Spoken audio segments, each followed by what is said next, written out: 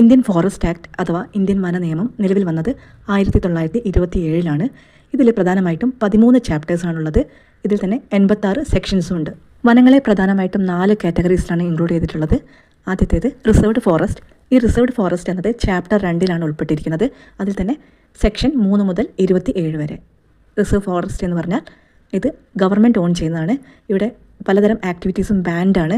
അതായത് ഹണ്ടിങ്, അതുപോലെ മരങ്ങൾ മുറിക്കുക, ഇതൊക്കെ ഇവിടെ ബാൻഡ് ആയിട്ടുള്ള കാര്യങ്ങളാണ്. ഇനി അടുത്തത് വരുന്നത് വില്ലേജ് ഫോറസ്റ്റ് ആണ്. ഇത് ചാപ്റ്റർ 3 പറഞ്ഞിരിക്കുന്നത്.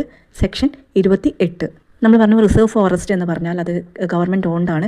അപ്പോൾ ഗവൺമെൻറ് ഓൺഡ് ആയിട്ടുള്ള ചില ഭാഗങ്ങൾ വില്ലേജ് കമ്മ്യൂണിറ്റീസിന് യൂസ് ചെയ്യാൻ വേണ്ടിയിട്ട് ഗവൺമെൻറ് കൊടുക്കുന്നുണ്ട്. അപ്പോൾ അങ്ങനെയുള്ള സ്ഥലങ്ങൾ വില്ലേജ് ഫോറസ്റ്റ് എന്ന കീഴിലാണ് വരുന്നത്. അടുത്തത് പ്രൊട്ടക്റ്റഡ് ഫോറസ്റ്റ് ആണ്. ചാപ്റ്റർ 4 ഇത് ഇൻക്ലൂഡ് ചെയ്തിരിക്കുന്നത്. സെക്ഷൻ 29. സ്റ്റേറ്റ് ഗവൺമെൻറ്റിന് റിസർവ്ഡ് ഫോറസ്റ്റ് ഏരിയ ഒഴികെയുള്ള ബാക്കി ഏത് ഫോറസ്റ്റ് ഏരിയയും പ്രൊട്ടക്റ്റഡ് ആയിട്ട് പ്രഖ്യാപിക്കാൻ കഴിയും. പക്ഷേ അതൊരിക്കലും റിസർവ്ഡ് ഫോറസ്റ്റ് ആവരുത്. ഇവിടെ വേണമെങ്കിൽ നാഷണൽ പാർക്കുകളോ വൈൽഡ് ലൈഫ് സാങ്ച്വറീസോ ഒക്കെ ആയിട്ട് ഡിക്ലെയർ ചെയ്യാൻ കഴിയും. അടുത്തത് പ്രൈവറ്റ് ഫോറസ്റ്റ് ആണ്. ഇത് ചാപ്റ്റർ 5 ഇൻക്ലൂഡ് ചെയ്തിരിക്കുന്നത്. ഇതൊരിക്കലും ഗവൺമെൻറ്റിൻ്റെ അധീനതയിൽ വരുന്ന ഫോറസ്റ്റ് ഏരിയ അല്ല. ഇന്ത്യൻ വന നിയമങ്ങളെക്കുറിച്ചുള്ള ഡീറ്റെയിൽ വീഡിയോ നമ്മുടെ ചാനലിലൂടെ അപ്ലോഡ് ചെയ്താണ്. വീഡിയോസ് നിങ്ങൾക്ക് യൂസ്ഫുൾ ആവും തോന്നുകയാണെങ്കിൽ ഒന്ന് സബ്സ്ക്രൈബ് ചെയ്തിട്ട് സപ്പോർട്ട് ചെയ്യും.